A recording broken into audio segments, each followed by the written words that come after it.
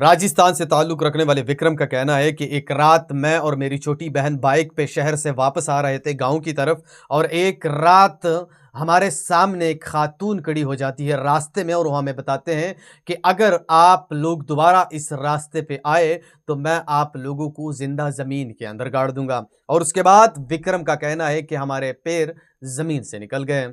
ये कहानी राजस्थान से ताल्लुक़ रखने वाले विक्रम ने मुझे ईमेल के ज़रिए सेंड किया है और उसने मुझे बताया है कि हमारा जो घर है, हमारा जो गाँव है, वो शहर से दूर-दराज़ इलाके में है और हम हर सुबह घर से यानी गाँव से निकल कर स्कूल और कॉलेज जाते हैं क्योंकि मेरी छोटी बहन स्कूल जाती है, मैं कॉलेज जाता हूँ और उसके बाद जब भी हम राजस्थान के इस गाँव में वापस आते हैं, तो फिर रात का वक़्त होता है और हमारे ऊपर रास्ते में ही अंधेरा हो जाता है। विक्रम ने कहा है कि ये कहानी और ये घटना मेरे साथ जब से पेश आई है, उसके बाद ही मेरी मुकम्मल तौर पर ज़िंदगी ही बदल गई है। विक्रम ने कहा है कि मैंने उस छोटी बहन को बेहोशी हालात में उसको घर पहुँचाया है। विक्रम ने मुझे बताया कि आप ये कहानी अपने यूट्यूब चैनल के ज़रिए बाकी लोगों तक भी पहुँचा दो। तो आज मैं आप लोगों के सामने हाज़िर हूँ और विक्रम की कहानी जो कि एक सच्चाई पर मुबनी है, वो मैं आप लोगों के साथ शेयर करने जा रहा हूँ। विक्रम का कहना था कि राजस्थान के एक दूर-दराज इलाके में हमारा एक गाँव है, जिसको बल्दीहा गाँव भी कहा जाता है और इसी के अंदर हम पैदा हुए हैं और इसी के अंदर हम अपनी ज़िंदगी बसर कर रहे हैं। लेकिन हमारा मसला जी क्या है? हमारा मसला ये है कि जो स्कूल है, जो कॉलेज है, वो तकरीबन 2 घंटे के फ़ासले पर है हमसे और हम जब भी स्कूल और कॉलेज से वापस आते हैं, तो रास्ते में ही हमारे ऊपर अंधेरा हो जाता है और फिर हम इसी तरीके से सुनसान रास्तों का इंतखाब करते हैं और रात के अंधेरे में इसी तरीके से खौफनाक रास्तों पर हम सफ़र करते हैं, जिसके ऊपर रात के वक़्त कोई भी सफ़र नहीं करता और ये रास्ते मुकम्मल तौर पर खाली होते हैं। विक्रम का कहना था कि सुबह 6 बजे थे, मेरी छोटी बहन को भी माँ ने तैयार कर लिया, मैं खुद भी तैयार हो गया और 6 बजे बाइक पर बैठकर शहर की तरफ निकल पड़े क्योंकि मैं कॉलेज जाता था और अपनी छोटी बहन को स्कूल के ऊपर छोड़ देता था। उसका कहना था कि गाँव से 2 घंटे के फासले पर शहर था, उस जगह पे हम पहुँच जाते थे। पहले छोटी बहन को स्कूल के गेट के सामने छोड़ देता था और उसके बाद मैं कॉलेज की तरफ चला जाता था। कॉलेज की छुट्टी जो थी वो तकरीबन 3 बजे होती थी। 3 बजे जैसे ही मेरी कॉलेज की छुट्टी हो जाती थी, वापसी पर मैं आता था तो मेरी बहन की छुट्टी पहले से ही हो गई होती थी। उसके बाद रास्ते में ही मैं अपनी बहन को जो कि छोटी थी उसको बाइक पे बिठा के अपने सफ़र का आगाज़ करते थे। लेकिन सबसे पहले हम थोड़ा-सा कुछ खा लेते थे बाज़ार में किसी टापरी वाले से कुछ चाय वग़ैरह या कुछ चिप्स वग़ैरह क्योंकि सफ़र बहुत लंबा था और फिर रात का अंधेरा भी हमारे ऊपर होना था। तो उसके बाद विक्रम का कहना है कि इस रात हमारे साथ एक ऐसी घटना पेश आई है ना कि मैं उसको आज तक नहीं भूल पा रहा हूँ। विक्रम का कहना था कि जैसे ही मैंने अपनी छोटी बहन को उठाया, सफ़र का आगाज़ कर दिया, पहले एक टापरी वाले के साथ रुके, उनसे मैंने अपनी छोटी बहन के लिए भी चाय मंगवाई, चिप्स भी मंगवाए और उसके बाद खूब बराबर हो गए और दोबारा बाइक पे बैठ के अपने सफ़र का आगाज़ कर दिया। उसका कहना था कि जैसी ही राजस्थान के इस गाँव का जो फ़ासला था वो तकरीबन 1 घंटा 25 मिनट की दूरी पर था हमसे और बिल्कुल हमारे ऊपर रात का अंधेरा हो गया और मुझे समझ नहीं आ रहा था, हमेशा डर भी लगता था लेकिन फिर भी रूटीन ही ऐसा था कि हमेशा हम जाते थे। बहरहाल विक्रम का कहना था कि इस रात मैं सफ़र कर रहा था, उसी सुनसान रास्ते पर कोई भी नहीं था, रात का अंधेरा भी हो गया और इस दौरान विक्रम का कहना था कि अचानक हमारे बाइक में कुछ ख़राबी आ गई। मैंने अपनी बहन को कहा कि आप थोड़ा-सा उतर जाएँ। उसके बाद जब वो उतरी, मैंने बाइक को स्टैंड पे खड़ा कर दिया। बाइक को चेक किया, बाइक मुकम्मल तौर पर फिट था। हाँ, थोड़ा-सा मसला था, वो ये था कि मैं पेट्रोल भूल गया था। पेट्रोल मैंने शहर में नहीं डलवाया था। बस सबसे बड़ी गलती मुझसे ये हुई थी। विक्रम का कहना था कि मैंने यही सोचा कि अगर वापस जाएँगे, तो बाकी फिर भी बहुत ज़्यादा रात का अंधेरा होगा और अगर आगे जाएँगे, तो गाँव अब बस नज़दीक है। जैसे ही गाँव तक पहुँच जाएँगे तो पेट्रोल डाल लूँगा।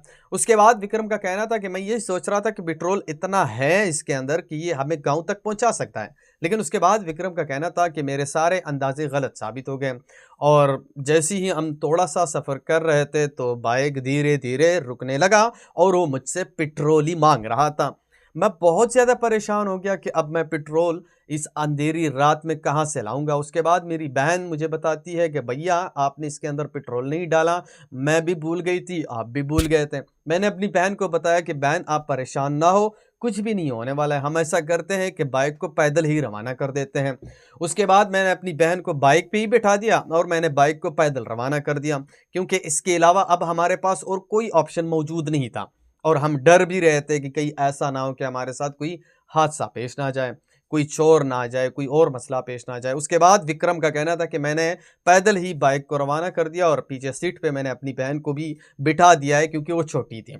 उसके बाद विक्रम का कहना था कि अचानक एक रोशनी होती है मुझसे दूरी पर, और मैं जब भी उस रोशनी को देखता हूँ, मेरी बहन भी देखती है, हम शदीद चौंक जाते हैं। मेरी बहन तो बहुत ज़्यादा डर में मुब्तला हो जाती है, क्योंकि उम्र से बहुत ज़्यादा छोटी है। विक्रम का कहना था कि मैं शदीद परेशानी से दुचार हो गया कि अब इतनी ज़्यादा रोशनी कहाँ से आ गई। बहरहाल विक्रम का कहना था कि रास्ते में हम जा रहे हैं, रात का अंधेरा है, बाइक का टॉर्च भी सही तरीके से काम नहीं कर रहा है, बहन को हाथ में तो मोबाइल दिया हुआ है टच का, और उससे मोबाइल की थोड़ी सी रोशनी हो रही है, वही उसने पकड़ा हुआ है, बाकी रोशनी भी नहीं हो रही है। विक्रम का कहना था कि अचानक मैं रास्ते में देख रहा हूँ कोई चीज़ रास्ते में कभी इधर गुजर जाती है, कभी इधर गुजर जाती है। मैं बहुत ज़्यादा परेशान हो जाता हूँ कि ये अब कौन सी मखलूक है कि रास्ते में। बहरहाल मेरी बहन भी उसको देखती है, मेरी बहन उसको बताती है कि भैया मुझे बहुत ज़्यादा डर लग रहा है। विक्रम का कहना है कि मैंने अपनी बहन को बताया कि बहन आप परेशान ना हो, मैं हूं ना आपके साथ, कुछ भी नहीं होगा, मैं आपको पहुंचाऊंगा अपने घर। उसके बाद विक्रम का कहना था कि हम पैदल ही जा रहे थे, जाहिर सी बात है बाइक पे तकरीबन 1 घंटा लगता था, पैदल पे 2 घंटे लगेंगे। जाहिर सी बात है पैदल थोड़ा कम लगता है, क्योंकि बंदे को पैदल ही जाना पड़ता है। उसके बाद विक्रम का कहना है कि ये चीज़ें तो हमारे सामने आ रही थी, रोशनी भी हमने देखी, रास्ते में कुछ चीज़ उधर उधर हो रहे थे। उसके बाद विक्रम का कहना था कि अचानक रास्ते में हमारे सामने एक खातून खड़ी हो जाती हैं, जो मुकम्मल तौर पर सफ़ेद लिबास में है, और इसके इतने बड़े बड़े बाल हैं, मैं बिल्कुल समझ से बालातर हो गया कि अब मैंने क्या करना है, अब मैंने इन चीज़ को कैसे हैंडल करना है। बहरहाल जब मेरी बहन ने देखी तो मैंने डायरेक्ट अपनी बहन को अपने सीने से लगा लिया, यानी एक हाथ पे बहन को उठा के सीने से लगा लिया कि ऐसा ना हो मेरे बहन की जो है ना दिल हार्ट अटैक उसको पेश ना आ जाए, क्योंकि बच्चों को तो बहुत ज़्यादा डर लगता है। मैंने उसको सीने से पकड़ लिया, और उसके बाद सामने ख़वातीन खड़ी हैं, इस तरफ मैं खड़ा हूँ, मोबाइल का टार्च अब मैंने पकड़ लिया है। मोबाइल का टार्च भी मैं नीचे नहीं कर सकता, नीचे करता हूँ तो शायद यह खातून जो सामने खड़ी है सफ़ेद लिबास में, इतने लंबे लंबे बाल, ये हमारे ऊपर हमला ना कर दें। विक्रम का कहना था कि कुछ टाइम तक हम उनके सामने ही खड़े थे, वो भी कुछ नहीं बोल रही थी। मैं बार बार इनसे पूछ रहा था कि आपको क्या चाहिए, हमें रास्ता दो, आपको क्या चाहिए, हमें रास्ता दो। लेकिन विक्रम का कहना था कि वो कुछ भी नहीं बोल रही थी। लेकिन अचानक उसने एक लफ्ज़ मुंह से निकाला कि आप लोग इस रास्ते पे आए हो, अगर आप लोग दोबारा इस रास्ते पे आए तो मैं आप लोगों को ज़मीन के अंदर गाड़ दूंगा।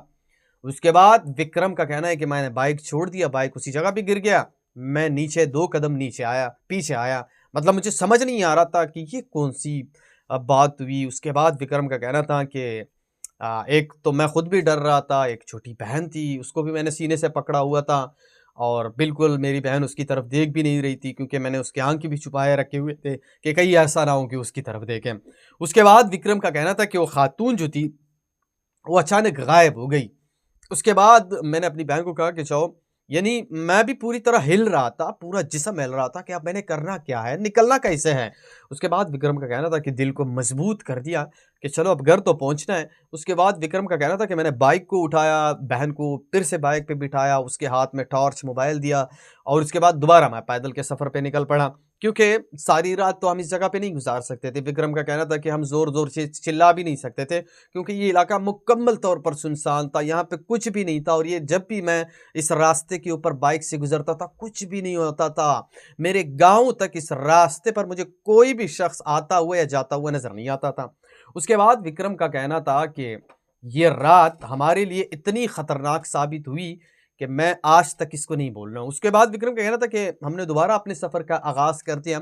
दोबारा मैं देखता हूँ कि रास्ते में कोई चीज़ इधर भाग जाती है, कोई चीज़ इधर भाग जाती है, और मुझे समझ नहीं आ रहा है कि अब मैं करूँ तो करूँ क्या। उसके बाद विक्रम का कहना था कि मैं देखता हूँ कि रास्ते में इतने ज़्यादा सांप मौजूद है कि मुझे समझ नहीं आ रहा है कि इतने ज़्यादा सांप तो पूरे राजस्थान में भी किसी जगह पे मौजूद नहीं, क्योंकि जितने सांप इस रास्ते में मेरे सामने हैं। उसके बाद विक्रम का कहना था कि मैंने दोबारा अपनी छोटी बहन को उठा लिया और उसको सीने से लगा लिया, और बस टार्च लगा कर रुक गया उनके सामने कि अब ये है क्या है, जब तक ये ख़त्म नहीं होते तब तक वो हम साफ़ नहीं कर सकते। उसके बाद विक्रम का कहना था कि धीरे-धीरे जो ये साँप थे ये कम हो रहे थे और मैं भी इसको देख रहा था, मेरी छोटी बहन भी उसको देख रही थी और मेरी छोटी बहन जो थी वो बहुत ज़्यादा रो रही थी, चीख रही थी और मैं बार-बार अपनी छोटी बहन को सीने से लगाकर तसल्ली देता रहा कि मेरी बहन कुछ भी नहीं होगा, मैं आपको बचा लूँगा, आपको कुछ भी नहीं होने दूँगा।